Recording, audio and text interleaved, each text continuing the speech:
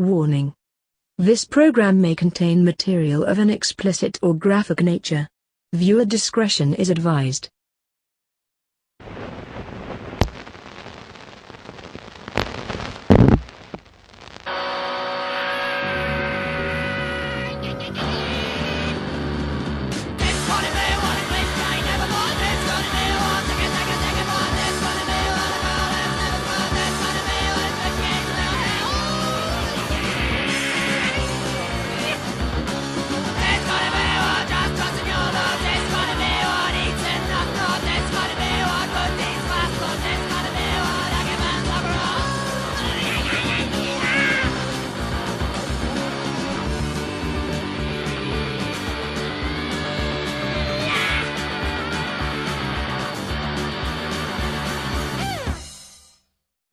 Broadcasting undead from the B Ward, this is Mortem. I'm Dom. And I'm JD, and today we're going to give you our top 5 horror cops. The Fuzz. The Fuzz, the man. The Bloody Fuzz. The Blue. Blue lives do not matter in horror. Blue lives splatter. Blue lives splatter, yeah, that's the best. And very incompetent.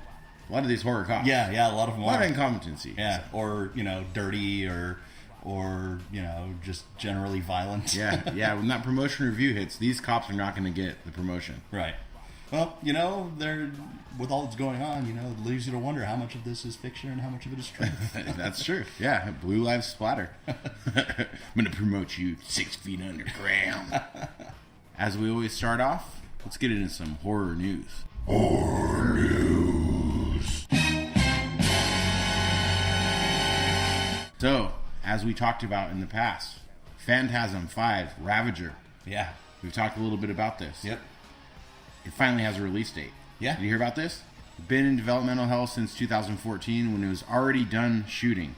Mm-hmm. It was shot in 2014 and it just hasn't been released. Angus Scrimm was still alive, right? Yeah, he's in it, yeah. Now, September 24th. That's what they're saying. Awesome.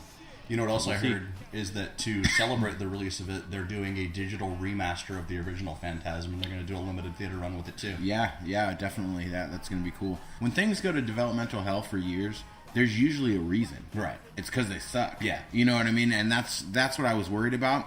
But you have the entire cast back. You have Reggie Bannister, Michael Baldwin, and the late, great tall man, Angus Scrimm. Yeah. I saw a little teaser, and now I'm kind of back into it. Yeah. I'm kind of back into it. I'm hoping that it's going to be good because it's the last tall man we're ever going to get. Yeah.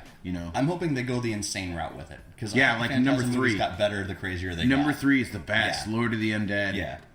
Little with fucking, what'd you call them? Space Jawas? Or Murder Jawas. Murder Jawas. Yeah, so September 24th, we will be checking this fucker out and getting back to you guys. Check it out. Last Phantasm you're ever going to get. Unless they do a shitty remake of it. But no, it's the last Phantasm you're ever going to get. Only the last real Phantasm you're ever going to get. They are not doing that. Call the next one Fan Spasm or something like that. Fan Spasm Blue Lives Splatter. It's a crossover. All right, what you got this week? So a Paris appeals court has ruled that Luc Besson must pay John Carpenter a settlement close to $500,000 in a plagiarism suit over the film Lockout. They concluded that it was in fact a rip-off of the movie Escape from New York. Besson's 2012 film was essentially Escape from New York in Space, starring Guy Pearce as essentially the same character as Snake Plissken. You seen that? Yeah. Was it good? I saw it and I was like, this is Escape from New York in Space. Yeah. Was it good though? It was. I mean, it's a Luc Besson movie. He's a good director. What else has he made? Fifth Element and oh really? Yeah, a lot of movies. He's been around for a long time. But yeah, I watched it and I was like, okay, this was Escape from New York in Space. I mean, it was just like beat for beat. You could watch the movies next to each other. And even I think it was either on iHorror or Bloody Disgusting. They played the previews of the two movies next to each other. Yeah. And they're the same fucking thing. The previews even? Yeah. So Carpenter originally sought $2.4 million in damages, and there was this really, really lengthy lawsuit that eventually found that Besson had plagiarized the script, went to appeals court for another couple of years, and that was upheld. So he was just trying to get John Carpenter out of money on the lawyers just to throw in the towel, probably. Yeah, probably. Because John Carpenter is not doing much these days compared to Luc Besson probably. Right. So yeah. he's thinking that he can just time him out. Court is fucking expensive. Yeah, I'm a legal assistant. I deal with it every day. Yeah, as you know. Yeah, it's pretty ridiculous. So yeah, I mean, fuck you, Luc Besson. Yeah, good for John Carpenter though. Yeah, it's $500,000. That's nothing to sneeze at. Yeah, for sure. Recently, Lights Out came out. Yeah, they are already New Line Cinema is already developing Lights Out 2. How even with movie, Lights Out, I haven't seen it yet. Okay, but it had a $5 million budget. They've already made over $40 million on Lights Out. Wow. So they're like, okay, let's start making Lights Out too. That's a success off of an internet video. Yeah. So they're it's like the Justin Bieber of horror movies. They're going for it now.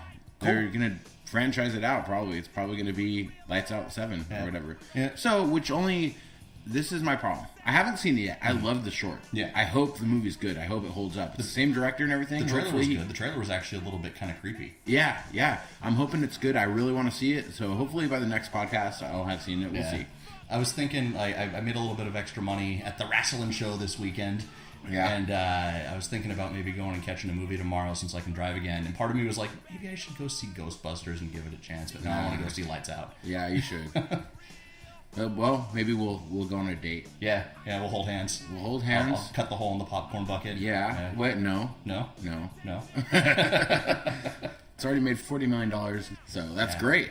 Hopefully, now that they're developing it, hopefully this could be another franchise that we like, and it's not going to be just a fucking cash grab. That's what I'm worried about. And this is good, though, that horror movies are once again getting this successful where they're making that much money, because they'll put more money into ones in the future, and we'll get better horror movies. Yeah, we'll get some good scripts, some good movies. So. They always say that horror movies and sci-fi movies do their best in times of like political upheaval and turmoil.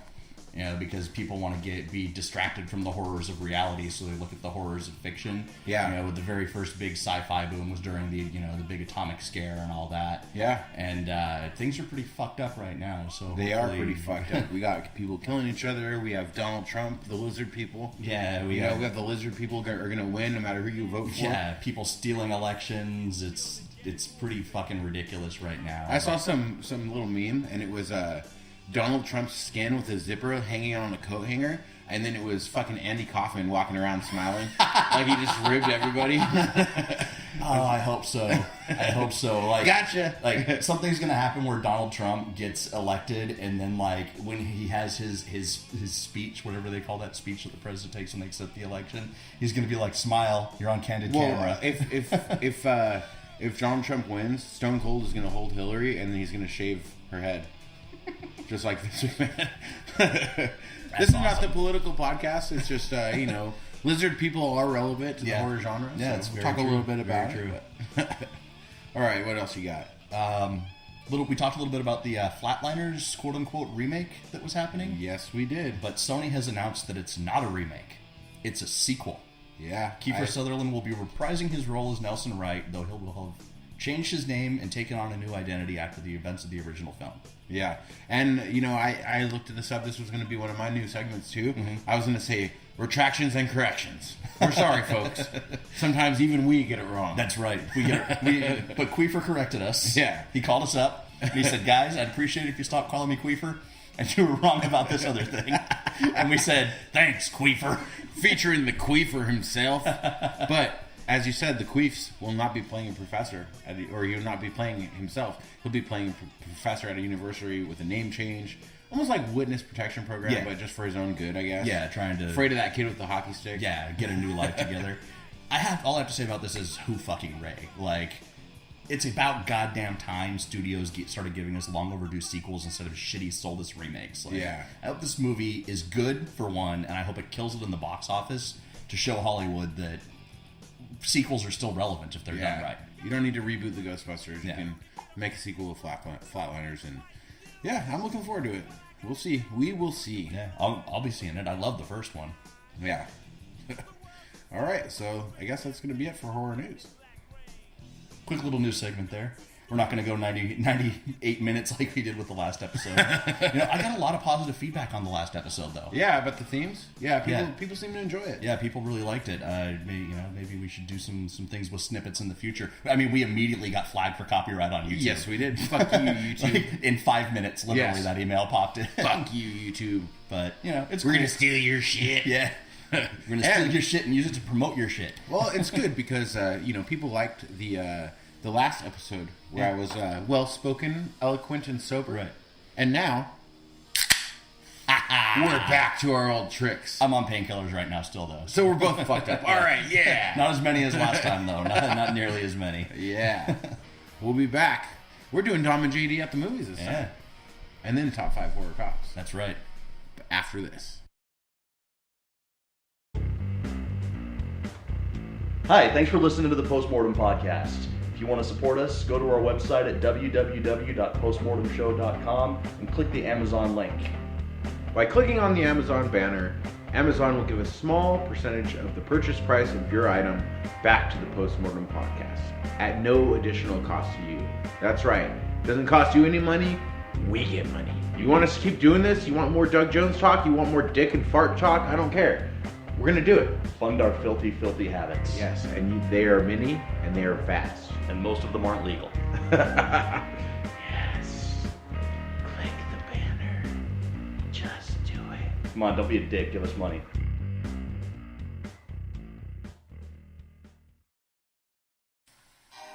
Let's go down to the movies with Dom and JD, blood, boobies, and Doug Jones. Psychos, monsters, bloody slashes, maniacs, and tits and asses, chainsaws, knives, and facial bashes on Postmortem. Let's go down to the movies with Dom and JD for some more Doug Jones. No, Doug Jones. All right, you guys, this time we're at the movies, and we saw Before I Wake. Movie I talked about a couple shows ago in the news. Yeah, when I saw it pop up, I'm like, yes, we are doing it. It's time. 2016, written and directed by Mike Flanagan, starring Kate Bosworth, Thomas Jane, and Jacob Tremblay as the little fucker. The little fucker. Every time I saw his name, like in the credits, I would think Ethan Tremblay, like that movie with Zach Galifianakis and Robert Downey Jr. And Zach Galifianakis is like, that's my actor name, Ethan Tremblay. Oh, yeah. That's a terrible name. So the tagline in this movie is, fear your dreams. A young couple adopt an orphan child whose dreams manifest physically as he sleeps. I liked it. Yeah, it was good. Pretty sweet. So, I actually would say, I've seen all of Mike Flanagan's movies now, and I'd say this one is his best work. it is. And so basically we'll give you a brief plot synopsis because it's new. We're not going to spoil any of the things that happen like later in the movie, but basically the parents that adopt him had a child who died drowning in the bathtub, and the mom so they want another kid and they can't have kids anymore. Right. And they take this little fucker from the adoption agency, yeah, the foster orphanage, system. yeah, and they find stimulant pills he's hiding. Like at first it's like what's it's what like the hell? Jolt Cola and, Yeah. and No-Dos and shit. Yeah, and he tells her that he doesn't like to sleep. She says there's nothing to be afraid of, but he says there's a man who eats people who comes in his room, and that man ate his mother. The Canker Man. The Canker Man, yeah. When he eventually does sleep, his dreams do become real. Starts with some butterflies that he's obsessed with, and then the couple's dead son begins to visit them. But because he's only seen him from a picture, he's making the same smile the whole time. It's a little creepy. Yeah, it's like a very, very like pale facsimile of the sun. It is, yeah. And it's creepy as fuck. From there, things get weirder and weirder. The acting is great, I think. Everyone was good. The kid was good. Yeah, everyone was good. Like I call it the Babadook effect now, where like the kid's just fucking annoying. Yeah. This kid was endearing. Like he was. I call him a little fucker just because he's a kid, you know. Yeah. But no, he was cute and he was like polite, and you really liked him and you felt for him when he was scared. Yeah. And then it was kind of funny where like he'd have a nightmare and then he'd just get up and go down to the kitchen and grab a soda and he'd be walking through the room cracking the soda open. Yeah. It's just little good nuances. For sure. Tom Jane fucking killed it as like a kind of sensitive dad figure. He did, and I think the direction and the story are his best, like you said, Yeah. are Flanagan's best so far. He seems to excel at supernatural. Absentia was okay. It was his first movie, so you know it had its flaws. We've said it before. Oculus is very underrated, and this one was just definitely the culmination of all his work. Yeah, I hope he sticks with supernatural. Yeah. Because Hush was okay. It was Yeah. passable. Yeah. I think I gave it like a 5. Yeah. You know, it was, a lot of people like it, but to me it was just, the writing had so many major holes. Yeah. Well, if it was supernatural, those holes can be explained. Yeah, you know? exactly. You just write it off. Yeah. And he has an eye for the weird. Yeah. And this movie really showed a lot of that. Like, I love the butterflies. At first, when I saw them, I was like, oh, that's a little cartoony, but it makes sense because it's from a kid's dream. And they're like butterflies that don't really exist. Yeah. They're a little different. And then there were the different Christmas colors. dreams where the butterflies were made of Christmas lights. Yeah. And with wings. Yeah, and then like the Cankerman was a little cartoony because he was CG, but he did a good job. Was he all CG? Not all CG, but mostly But enhanced, yeah. But he did a good job of hiding some of that cartoonishness with shadow. He really went for like the Dario Argento Mario Bava effect, where there was a lot of empty black space in the screen. The one thing that they could have done with the Cankerman that would have made it so much better. Doug Jones. Yeah.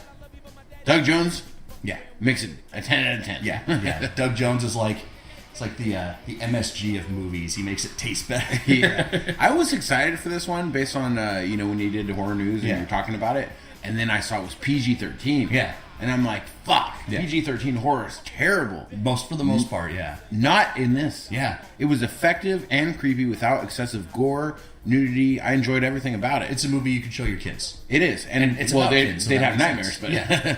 it's an interesting premise, and I think it was executed very well. Yeah. There are some plot holes, though.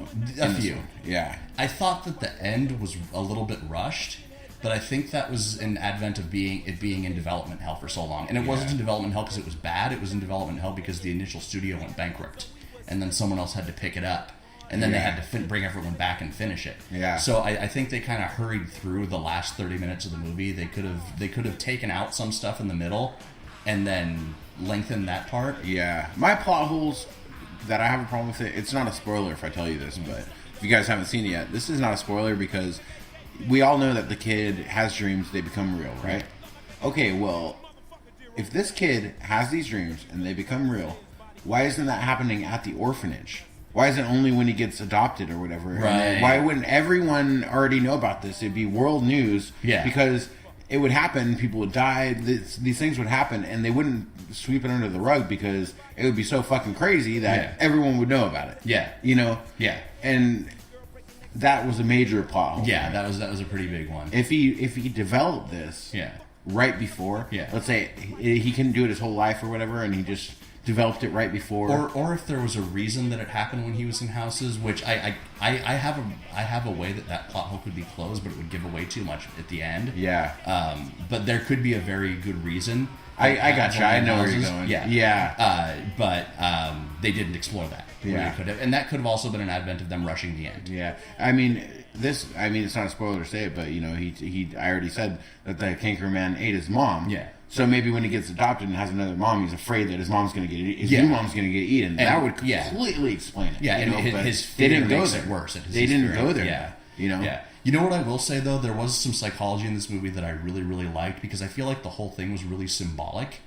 And with the whole situation where he kept bringing the dead kid back in his dreams, and Kate Bosworth's mother character was kind of encouraging him to do that by showing him more pictures of the kid and showing him videos. She was unlikable. To me, I did not like her at all. Well, she was unlikable, but it was sad and it was kind of pathetic. It was, and it's like she was trying to use him. Exactly. Exactly. But I think that what that represented was how it's a very common situation where if parents lose a kid and then adopt another one, they immediately try to project their mental image of their dead child onto this new kid. Dress him similar, get the same haircut. that kind of stuff. Yeah, and extremely creepy. And it's like the dude who dates girls and tries to turn them into his ex-girlfriend. Yeah, that, exactly. That dumped him. Exactly. But I liked how Tom Jane handled that, because at one point his character was what the like, fuck this are is you doing? abuse. Yeah. This feels like abuse. This is wrong. Yeah. This movie has a very Guillermo del Toro vibe. Very much. It's got that. Yeah. You know, I would think that, like, Flanagan could have been like his understudy, you know, with this movie. It felt a lot like Mama, actually. Yeah, it did. And then also, not just that, but the Cankerman is very reminiscent of Doug Jones in Pan's Labyrinth, the guy with the eyes in his hands. Oh, the satyr guy? Yeah. Kind of like the guy with the eyes in his hands, you know, that he can't move, you know, and he... Yeah, it kind of reminded me of a little one of those. He was a monster, but he was also kind of a protector, which is what reminded me of Mama. Because like when the bully was picking on him, and then the Cankerman fucks with the bully. Yeah, you know, that's true. Yeah. So, well, IMDb says this one's a 6.1. I think it's better than that. Yeah. I would give it 7.5. That's exactly what I gave it to. Really? Yeah. What is our rating system, though? Our rating system right now? Do we do rating systems for at the movies? I guess we do. Yeah, we do. We're rating it. Yeah, we need a rating system. And a continuity. Yeah, a continuity in it, for sure. Go back to the news.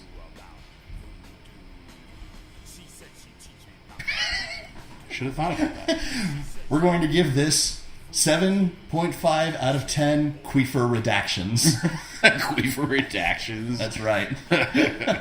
All right, I guess we'll just have to stick with that. Luckily, we're only rating one movie. Yeah.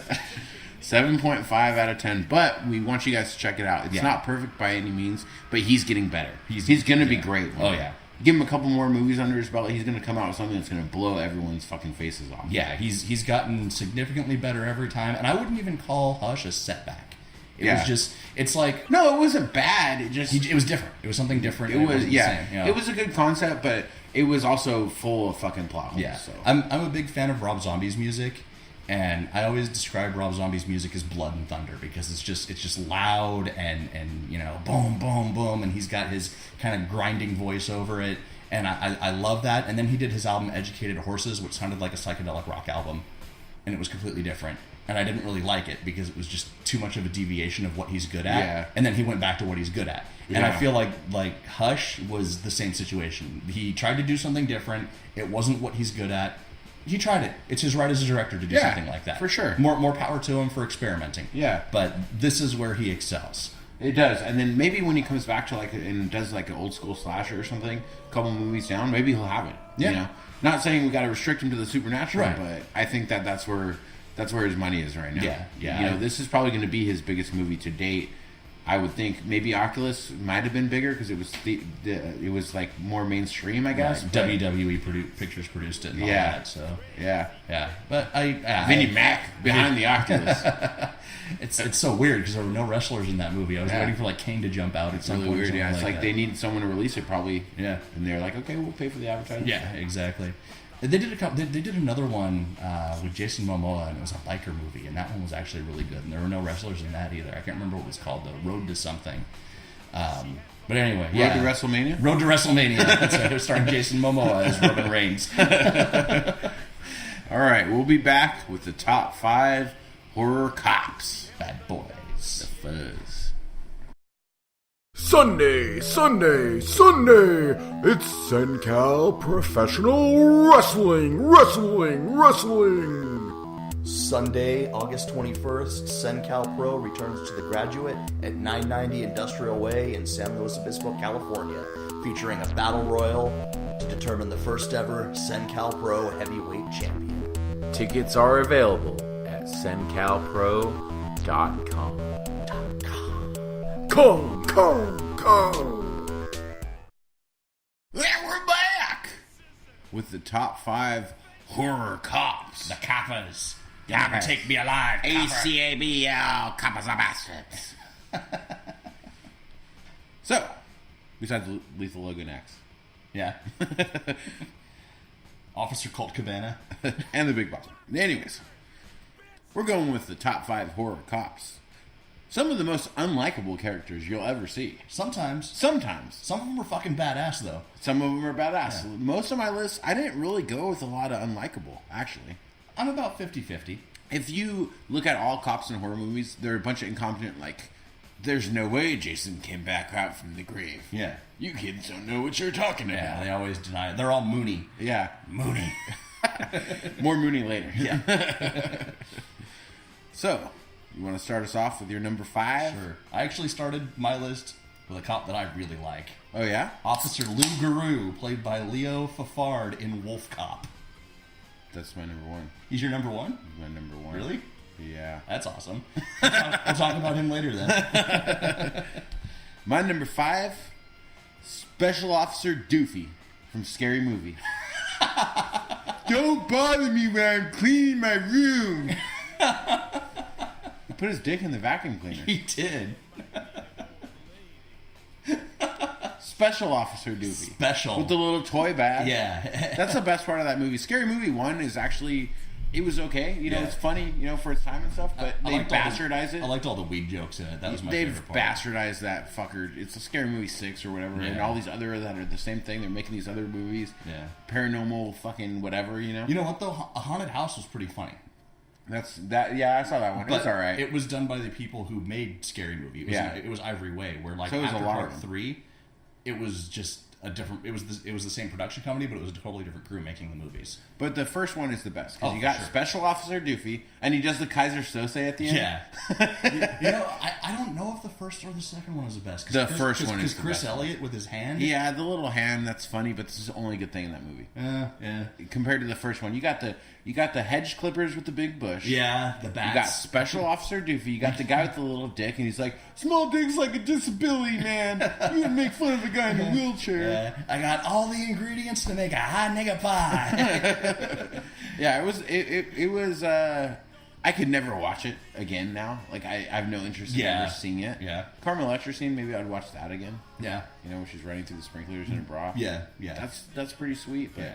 Special Officer Doofy. If we're talking horror cops, it is a parody, but he's the best part of that He's like a movie, parody far of a and away. parody too, because he's a parody of David Arquette's character in Yeah. Scream, who was a parody. WCW champion. Yeah, Former WCW champion. David Arquette, who was a parody of all the other horror cops in For sure. Yeah. So, but it was good. It was awesome, Yeah. and he was special officer. I would never ever have Scary Movie on any list, but when I thought of it, and I started thinking that actually I was looking up, horror cops, just trying to make sure I didn't forget anybody. Yeah. And then fucking David Arquette kept coming up. Yeah. And I'm like, Doofy. And then I'm like, that's so much better. Yeah, because David Arquette's character was even named Dewey. Yeah. So yeah, that's Don't awesome. bother me when I'm cleaning my room. His dick's all hard in his. It's awesome. Yeah, it is awesome. All right, number 4. My number 4 is an incompetent as fuck cop from a movie that I recently showed you called Mr. Vampire. And Yeah. That is Inspector Y, also known as Inspector Bonker in the dub, played by Billy Lau. And That movie is fucking crazy. I love that movie. It's easily one in my top 10. Really? Yeah. By the way, listeners, my list is done, so we will be posting our top 100 movies soon. We will. Post-mortem top 100. We might edit it every once in a while, Yeah. too, because, Changes. I got mine done far Yeah. before you did, and so I had to make room for Deathgasm. It'll be a living document, like the Constitution. Yeah, it is. Open to amendments. It is. It is the post-mortem Constitution. That's right. So yeah, Billy Lau is one of the most accomplished comedy actors in China. He was the guy that when a movie isn't funny but it's supposed to be, they bring him in to make it funny. And Mr. Vampire was already funny without him. And if you're not familiar with Mr. Vampire, listeners, because JD has seen it obviously, there was a genre of movies called Jiangxi in China in the 80s, and Jiangxi means literally hopping corpse.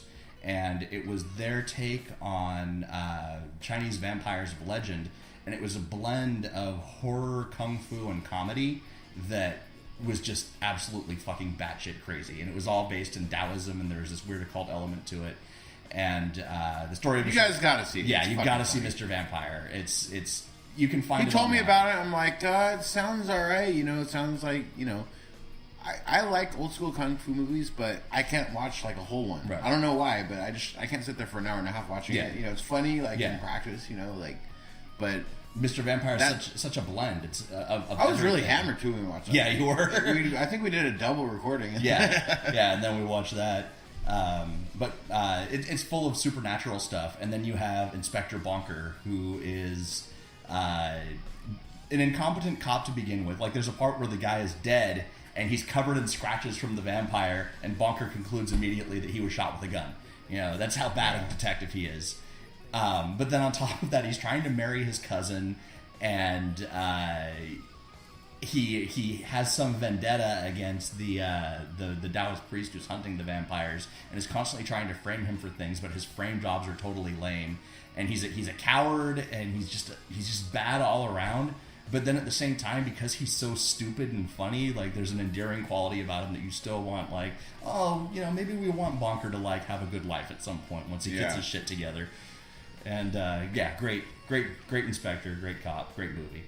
Well, before we get to my number 4, I have to redeem myself for my sober Russian jokes, remember? Putin puns. A friend of mine hit me up about that. They're like, I was surprised that joke came out of JD. Well, it's supposed to be intentionally cheesy. Right. But we're talking about the post-mortem constitution. Yes. Our top 100. Yes. I will be JD Handcock, and you will be Benjamin Danklin. Danklin? Nice. Is that okay? I'm good with that. Is that Benjamin Danklin?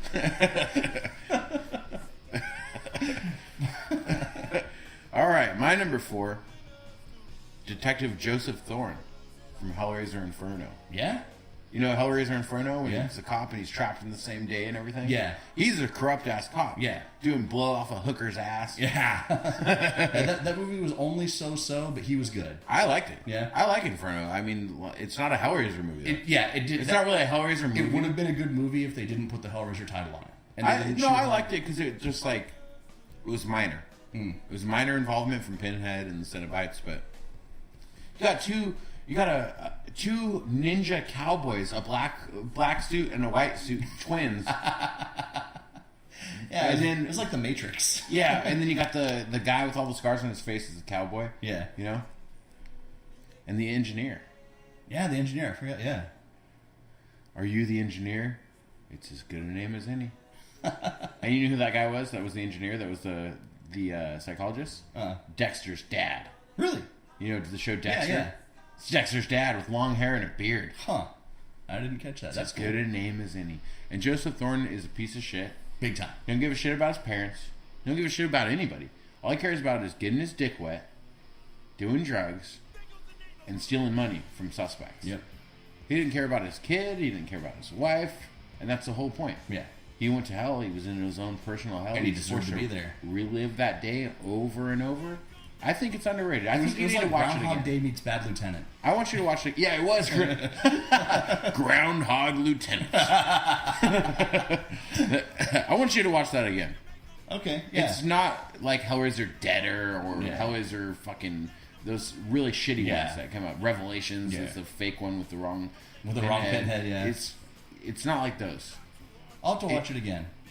So I watched that movie and Midnight Meat Train back to back, and I really liked Midnight Meat Train, so I think maybe that overshadowed Hellraiser. I will go so far as to say I like the first 6. I like 1 through 3, the classics. I love Bloodline. You know that. Yeah. That's like people talk shit about it. I love Hellraiser. It has such a huge nostalgia factor for me too. Yeah. And then so I used to love that shit as a kid. Did I say nostalgia like Natalia? Nostalgia. As a kid. Boris Natalia. GoldenEye making its second return. Going back to the Russians. And then you have Inferno, which is 5, and then you have Hellseeker, which is 6. After that, total shit. Yeah. But Hellseeker was even pretty good. Yeah. And that had a cop in it too. So. Yeah. But that's my number 4, Detective Joseph Thorne. Cool. My number 3 is Bill Party, Nathan Fillion from Slither.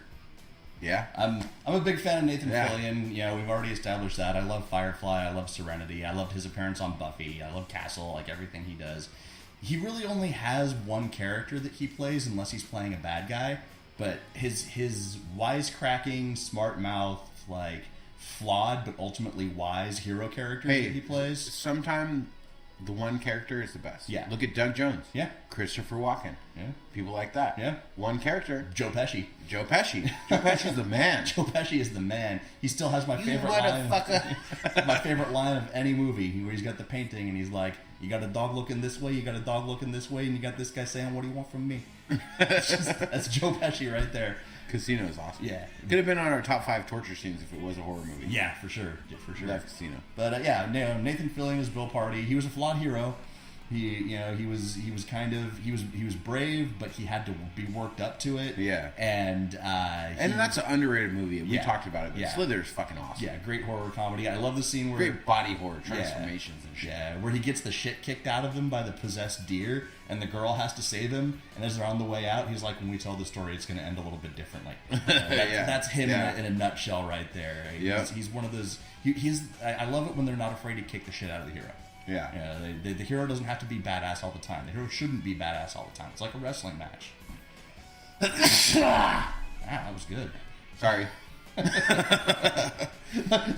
Look at the sound wave that you created on the monitor. We can there. edit that out or not. That was me sneezing. That was awesome. Yeah. Nathan Fillion, Bill Party. Watch Slither. If you've not seen Slither, it's on Netflix right now. Go watch it. You will not be upset that you did. Anyone who doesn't like Slither has no soul. Yeah. You don't like Slither, you don't got any balls. No You're balls. all taint, kid. You're all taint. You're You're a dick and taint, asshole. doll. No balls.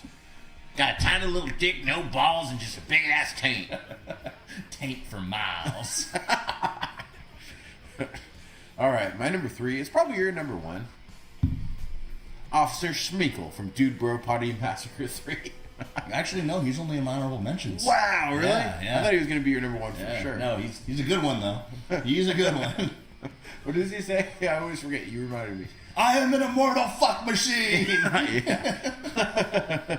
He's in the police station in front of all the other cops doing a big old line of coke, and then he's like a dorky guy. Yeah. He's like the guy from Office Space with the fucking stapler. Yeah. But he just gets up and starts screaming, "I'm an immortal fuck machine." And he has his dream that he wants to open a bookmobile for kids, but like he talks about how the first time anyone showed him a book, it blew his mind. His head just went bang, and now all he wants to do is bang kids. He wants to start a bookmobile and call it the Bang Bus. It's fucking ridiculous. That movie is so awesome. You great guys, character. we've talked about it in previous podcasts, but if you missed that episode, check out Dude Bro Party Massacre 3. I gave it a 10, didn't I? I think you did. Yeah. I think it was the first use of the Hallelujah fucking Final Fantasy mix thing. So Great movie. I've watched it like 6 times now. yeah, it's great, and it's a VHS throwback. Yeah, looks like it. Really Looks like looks like it. VHS. It's grainy. It's a box. Yeah, There's previews. yeah. There's like commercial breaks because it was recorded off TV. Yeah, and it goes Bags back of to like oranges. workout videos and shit. Like it was. Yeah, and it's awesome. There's no Dude Bro Party Massacre 1 or 2. Nope. Only 3. Just go for the 3. We just go for the end of the trilogy right away. All right. My number 2. Number 3 for you, right? Bill Party was my number 3. Oh, yeah, okay. My number 2 is a movie that I just watched the whole series this week and it left an impression on me. Matt Cordell, Robert Zadar from Maniac Cop. The chin. The chin. His chin gets its own mention. His chin is 0. That should have been the rating system. God damn it. You going back to the queefer? Maniac Cop chins. It should have been Cordell. Cordell chins. Cordell chins. I had not... MCCC. C. I had not seen the Maniac Cop series. I always saw the VHS in the store, back in the day, and I saw the posters and all that, and I kind of just ignored it because Maniac Cop is such a stupid title. It's like if you called Friday the 13th. And it looks Camp like Slasher. literally they took the toppings off of a pizza and put it on his face. Yeah, especially in the first one. In the Yeah. sequels, it gets a little bit It better. gets a little better. Yeah. It's like if you called Friday the 13th, Camp Out Slasher, or you called Nightmare on Elm Street, Guy Who Kills People in Dreams. It's called Maniac Cop. That's fucking idiotic. But It's a high concept. Yeah. It's like that. All you need to know is Maniac Cop. That's all you need to know. Yeah. You don't need to know any background. You could watch Maniac Cop 2 and enjoy it. Yeah. 3. Yeah. You don't need to see 1. Yeah. I would actually encourage you to skip 1 and go straight to 2. Yeah, it's definitely in order. I would say 2, 3, 1. Yeah. For the best. Yeah. But the story with Matt Cordell was that he was a sort of a loose cannon, last action hero kind of cop who was single-handedly taken on the mafia, and they pulled some strings in City Hall and with some judges, and they got him sent to prison on some trumped-up charges and had him killed in prison.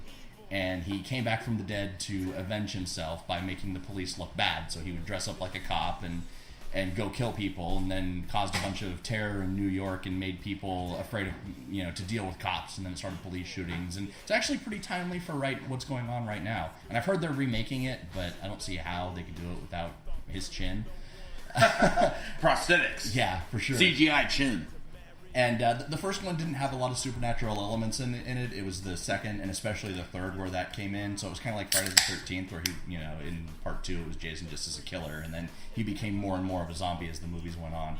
But I think the reason the movies hold together so well is because it was the same writer-director for the entire series.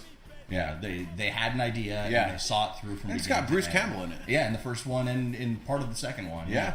Real young Bruce Campbell. Yeah, really young green Bruce Campbell. A little green boy. Yeah, I think Greenberg. You're not Goldberg, you're Greenberg. Greenhorn. I think Bruce Campbell's chin actually got bigger as his career went on. You know why? That's how he took his advice. Yeah? From Robert Z'Dar? Yeah, he's like, hey, kid, Robert Z'Dar said, kid, if you want to make it in Hollywood, you gotta have chin. You don't need balls, you need chin. Someday, man, Robert Z'Dar, the actor who plays the Maniac Cop, has this condition called cherubism that gave him this gigantic cartoonish jaw. He looks like Rex Steel Nazi Smasher. He looks like Jaws from 007, but with a bigger chin. Yeah. Like he looks like a caricature of Jaws. Yeah, a caricature of Kurt Russell. Yeah, he looks like where his chin was, like if his jaw was completely flat all the way down. It's fucking huge. Yeah, like when cartoonists draw Jay Leno with that gigantic chin. Or like if you bought like a prop, like Frankenstein costume from a Halloween store, and it had the chin and the head. Yeah, that's what it would be. Yeah, yeah, for sure. And he looks the part, man. If you think action hero, you think chin, and you think chin, you think Robert Z'Dar. That guy's got a massive chin, but he's a man. He's the man. He's the real life Duke Nukem. Yeah, for real. If they had made a Duke Nukem, I think he's dead now. I could be wrong about that, but if they Duke Nukem will never die. Not Duke Nukem, Robert Z'Dar. I know, I'm just joking. I think if they made a Duke Nukem movie in the 90s, he would have been perfect to play that part. I heard that they were going to do it, and The Rock was going to be Duke Nukem, and I was like, what the fuck? That doesn't make a lot of sense. It needs to be Brock Lesnar. I can see that if Brock wouldn't even have to act. He doesn't really have to say much of anything. He just has to shoot things and kill people and say one-liners. Yeah. They'd have to dub in his voice because he's got kind of a girl voice. Yeah. He's got the Mike Tyson situation going on. And you talk about these high-concept movies like Maniac Cop. You already know what's going on. Yeah. I'm saying we take this. We're going to develop these short films, right? We're going to film our feature. Let's take this. Let's make a whole series. We'll do Maniac Meter Maid. Maniac Street Sweeper. Maniac Street Sweeper, yeah. Maniac Garbage Man. It's all just civil employees. Featuring the reanimated corpse of Duke the Dumpster Drosy. That's awesome. Just Maniac anything. Yeah. It doesn't really... Maniac Lifeguard. Maniac Gardener. That'd be good. Yeah, That'd be good. You got a mower, you got a weed whacker, hedge clippers. You got a lot to work with. Roundup. Yeah. Fuck. Roundup in the face. Yeah. Pumping it into their face. There's not a lot of movies where people get cut up with hedge clippers. That would really hurt because they have that back and forth thing going burning. On. Yeah. The burning. Yeah. Or like, I always thought, it'd be a really good way to kill someone in a movie is with post hole diggers in the chest. Just crunch, open, close, and then pull out, and you just like take out this core section of their chest. And then you put a little post with a sign that says "Dead Guy" with an arrow down. Yes. Yeah. Maniac Gardener coming soon to a small screen near you. Coming soon to video on demand, and there will be no demand. Yeah. And no matter who the maniac is, they have to have a giant chin. Even if it's Maniac Meter Maid, she's got a giant chin. I like it. Anyway, yeah. If you haven't seen Maniac Cop, see it. They're good action horror movies. The third one is more of a pure slasher. Second one's more action horror. The first one's more like horror police drama. The cold open on the second movie. Yeah. It's like, what the fuck? Like, I thought that, like, the version I was watching was, like, a piece missing or something. Right. It just Because all of a starts. sudden you're just in this fucking... They're doing this thing. They're fighting. They're going. There's car crashes into water and all kinds of shit. You got Didn't Bruce waste Campbell any bouncing time. around. Yeah, it's fucking crazy. Yeah, Bruce Campbell takes his own fucking bumps, man, and some He of the does. shit he does, you know, I mean, you see him get the shit beat out of him in Evil Dead, and you're used to that, you know. But he's getting thrown around on concrete in this movie, getting thrown into barrels and up against walls and shit. Yeah, that guy's Hardcore legend. he's got Bruce some Campbell. power. Yeah. All right. Number 2 for me, right? Yes. Edgeler Foreman Vess from Dean Koontz's Intensity. Have you ever seen that? Yes, with Michael Douglas. It's John C. McGinley. Okay, I haven't seen that one. He's Insomnia was Michael Douglas. Sorry. He's the doctor in Scrubs. John C. McGinley. Okay. He's a character actor. Oh, the like sarcastic doctor. Yeah, the Okay. asshole doctor Yeah. in Scrubs. He's in a bunch of shit. Okay. He's in The Rock. Oh yeah. You know? Yeah. Okay. I know He's in a that. bunch of stuff. And he plays this character. I love the book Intensity. I'm a big Dean Koontz fan. Mm-hmm. Before I got into like more extreme horror, I've read a lot of that, you know, and Stephen King and stuff like that. Right. But Edgeler Foreman Vess, the movie's called Intensity, just like the book, and he is the most intense motherfucker you'll ever see. Nice. He's a cop. Yeah. He's also a serial killer. Okay. And he abducts this woman, takes him back to... He basically tortures people. Right. You know, he kills people at gas stations. He's fucking batshit crazy, but he's super intense, and that's why it's called Intensity, because he gives this like monologue where he's talking about like, that was fucking intense. That's what life's all about. You see what just happened right now? Blah blah blah. Like He an kills these people. adrenaline junkie And kinda guy, and this but lady's with like murder instead of- shaking and watching, and he's like, see what I did, you know? And he is really intense.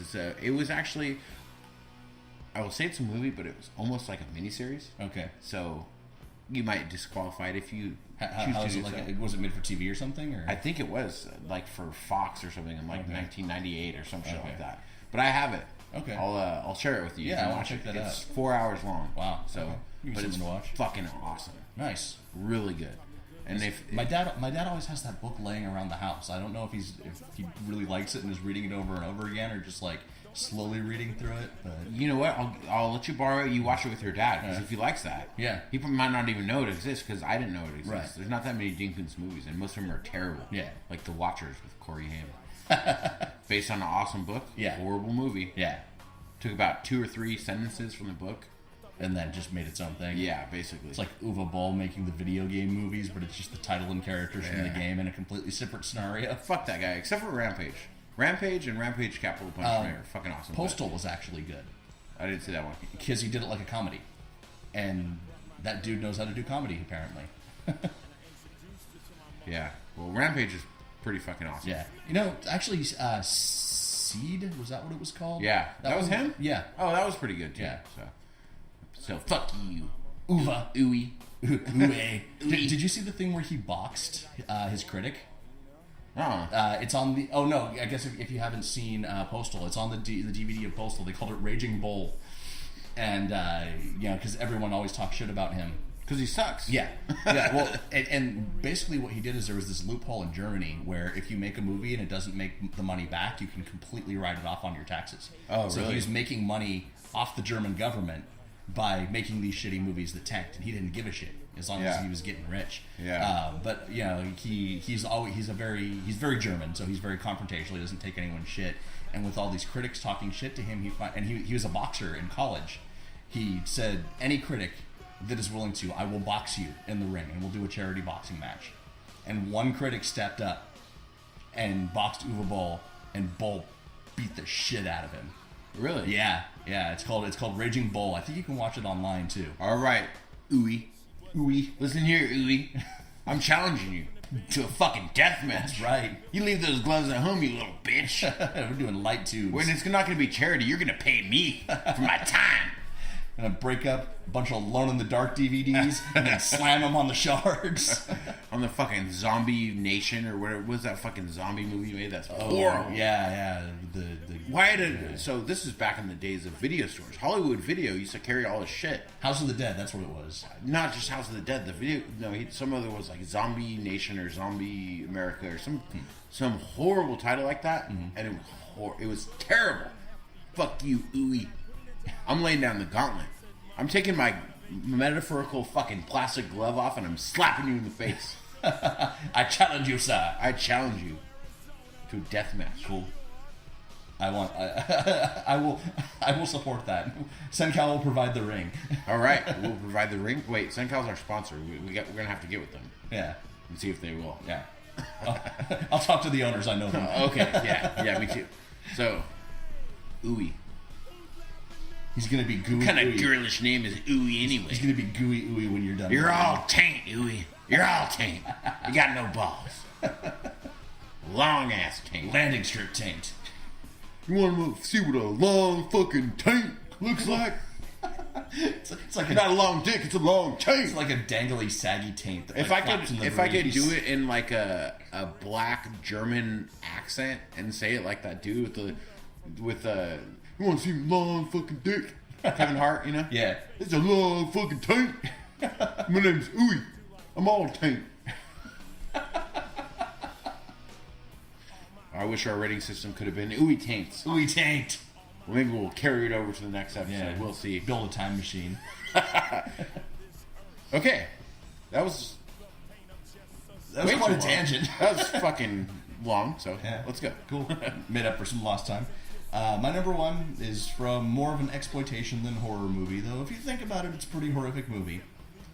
The Lieutenant, Harvey Keitel, Bad Lieutenant. I put it on my honorable mentions only because it's not a horror movie. So I don't want to go there, but that motherfucker is ridiculous.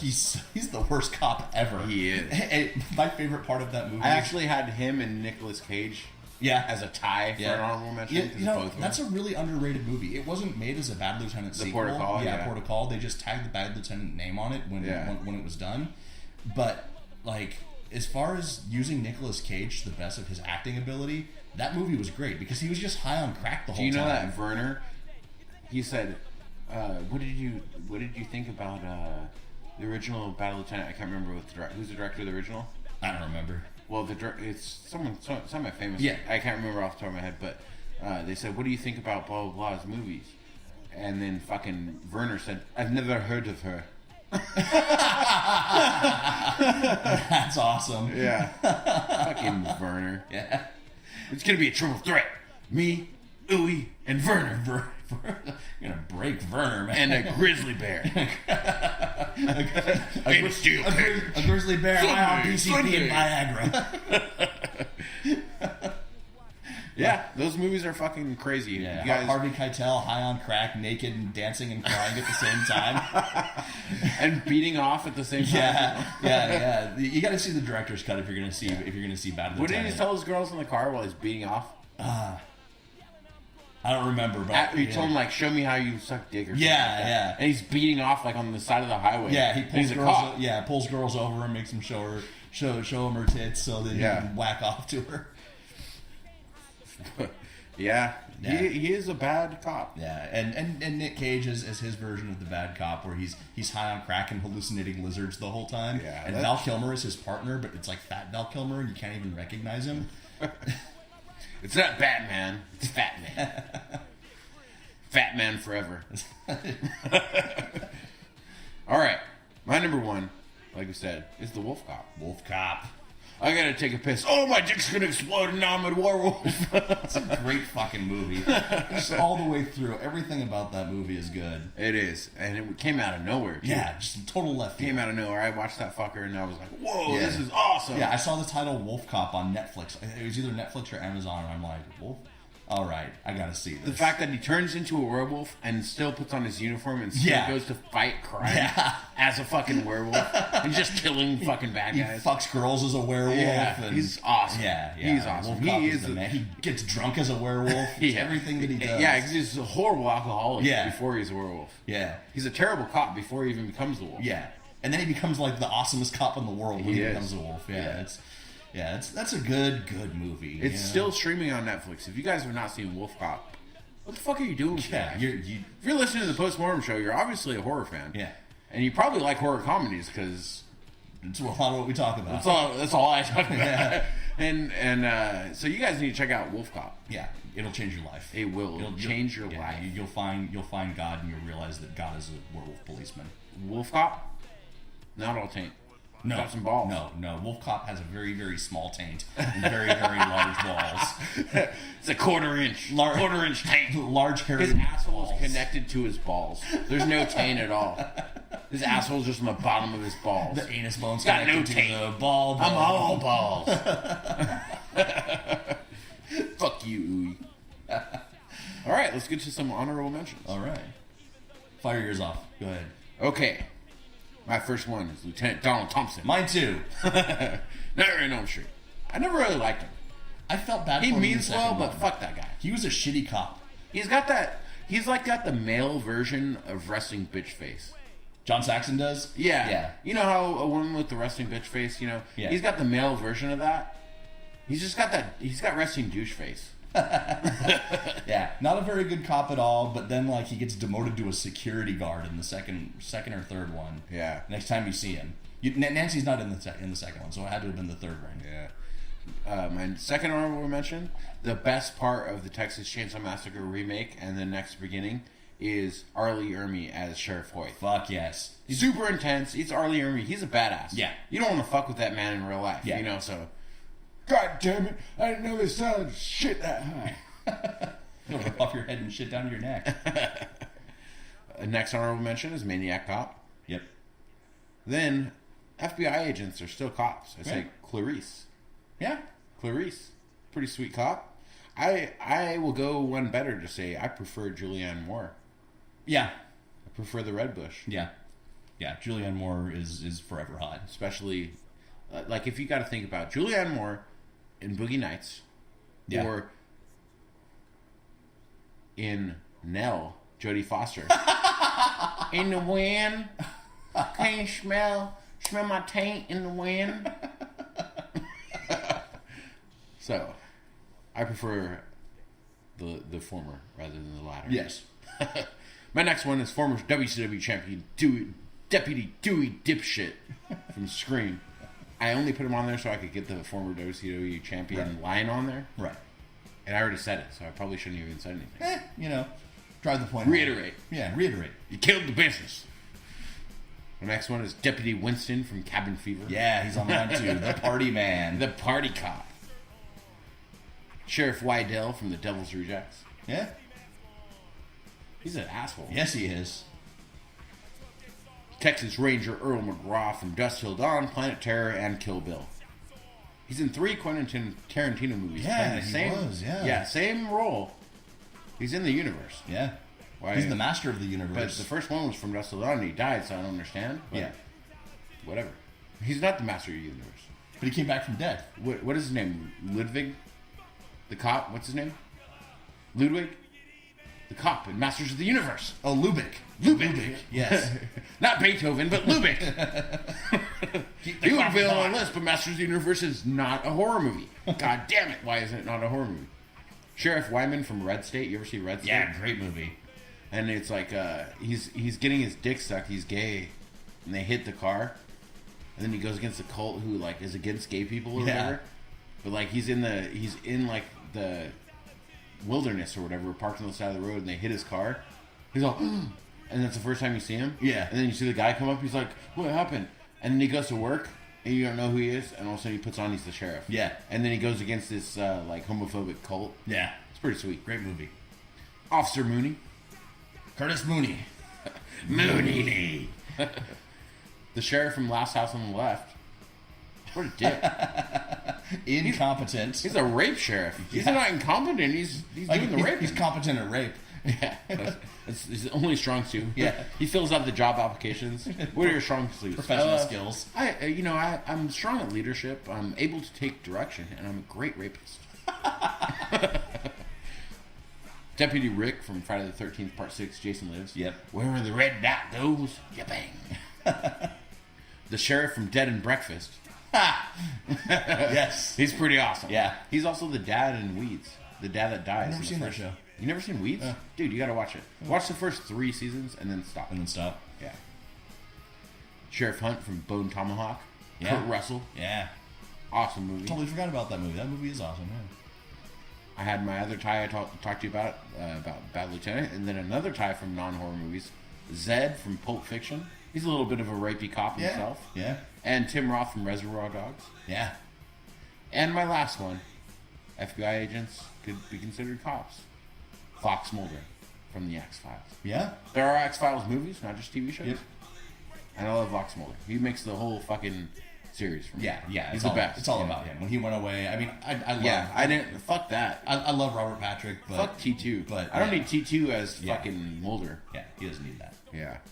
All right, what's your honorable mentions? My first one is Jack Scagnetti, Tom Sizemore from Natural Born Killers. Yeah. That's another rape cop. And you could also go with Tommy Lee Jones, too. Yeah, he's fucking nuts. As A the prison warden. guard is a warden, cop. yeah. They are officers. Yeah, I just the first thing you see with Jack Scagnetti is him strangling a hooker because that's the kind of guy he is. He's a great cop. Yeah. Protecting the streets. These Getting- hookers are going to overpopulate. You're going to overrun us. That's right. They're really going to take our germs. Deputy Turner, played by Method Man in the movie Venom. Venom Is good. Yeah. Yeah, nobody ever talked about Yeah, it's that. not It was one- swept under the rug. Yeah, totally underrated. And I'm a big Method Man fan anyway. He's one of my favorite rappers, and I really like him as an actor. My favorite comedy is How High with him and Redman. Yeah, that's pretty funny. But I loved him as Deputy Turner because he had that perpetual "what the fuck is going on" look Yeah. on his face the that whole was movie. the first movie I ever got on Netflix disc. Really? When you get Netflix, back before streaming. Yeah. That was the first disc that ever came to my house from Huh. Venom. That's awesome. Perhaps one of the greatest cops ever, but it was from a short film that wasn't really horror. It was just batshit crazy. Triceracop, played by Eric Hornquist in Kung Fury. He's a Triceratops. I haven't seen and that. He's a Is it cop. good? It is excellent. Really? It's only 30 minutes long. It's a short film. They're making a full-length Kung Fury 2 that's going to be like a full movie. And Triceracop's going to have a major part in it. It's on my list, But- and I've wanted to see Yeah. it, but I just forgot about it. He's a human body with a Triceratops head and like 3-finger glove hands, and he talks with a British accent. It's fucking. I mean, the whole movie's insane. But yeah, and Kung Fury's a great cop too. He's the cop on the ragged edge. That's the name of the guy? His name is Kung Fury. Yeah, That's pretty sweet. yeah, and like Nobody's going to mouth off to you with a name like yeah, Kung Fury. and he kicks cars out of the street and shit like that. Triceracop doesn't do anything as badass as Kung Fury compared to everything else. But he's a fucking Triceratops cop. Yeah. You can't go wrong with that. Roger Mortis, played by Treat Williams from a movie called Dead Heat. Have you heard of this one? Yeah, the zombie cops. Yeah, with Joe Piscopo? Yeah, that's Yeah. a good one. I Yeah. forgot all about that. And he it would have drew- been on my honorable Yeah. mentions at least. He dreams about being reincarnated as a woman's bicycle seat. And the very last, because he's gonna die. Like, that's what the whole movie is about. Is he's gonna die, and he only has X amount of time to solve these zombie crimes, or he's gonna die again because he's a zombie. Yeah. And the very last line of the movie with Joe Piscopo saying, "Mortis, I think this is the end of a beautiful friendship." It's just such a. It's another movie that a lot of people haven't seen. I wonder if that's even on DVD. That seems like one of those ones that got lost in translation. It is. It's an 80s one. Because I got it. Right? On Isn't it Netflix. 80s or Yeah. early? Oh yeah, early Yeah. 80s, like 83. Yeah. I got it on Netflix. So it does have when discs then. when it was DVDs only. Yeah, yeah. Also, but I don't know if you could find it anywhere else. Yeah. Other than the less reputable sources. Yeah. But, yeah, that's a great movie. The underground, the skeevy underground. The underbelly of You gotta society. pay a guy in a white van and a trench coat to watch Dead Heat. You gotta give a dirty cop a hand job to see Dead Heat. And my last edition, no list of awesome cops would be complete without RoboCop. Alex Murphy. RoboCop is awesome. Yeah. RoboCop is like It's a zero. sci-fi horror. Yeah. It is fucking horrific. The Oh, gore yeah. and shit. Especially the director's cut where they pick him apart with a shotgun. Yeah, I love RoboCop. The first RoboCop is The amazing. second RoboCop was even fun. The remake is even better. Fuck the remake. I was gonna say, like, you're not serious, right? It's even better. It's my favorite. You know how I love remakes. Yeah, it's like the Edward Furlong Crow. They should have called it RoboCunt. I did like Samuel L. Jackson in it, though. I thought his part was pretty good. But, Yeah, I'm you know. tired of these motherfucking mechanical cops. You know, Samuel L. Jackson looks more and more like a black E.T. the older that he gets. It's weird. It's like he's gradually becoming the extraterrestrial. Home, motherfucker! He's Samuel L. Jackson, so he'd be BLT. Right? Not ET, BT. BLT. You gotta put the L in there, he's BLT. Yeah, black You wanna put some avocado, he's BLTA. Alright, this has went on for way too long. Yep. So, Alex Murphy, RoboCop. Greatest cop of all time. We hope you enjoyed our horror cops. And, as H.P. Lovecraft once said while getting arrested, While getting patted down in his nether regions. checking his taint for drugs. While being shot by beanbags and rubber bullets. A net While being beaten on the ground while he's laying there prone and them saying, "Stop resisting! Stop resisting!" tasing him repeatedly. Put your tentacles down, sir. Officer, if it smells like fish, throw the fucker back. And we have a special treat for you for the ending of this show. Oh yes, we do, and it involves chins. Lots of chins. Yo, wait a minute. What's that? Something sneaking around the corner. Here we come. I think it's the maniac. Hold up.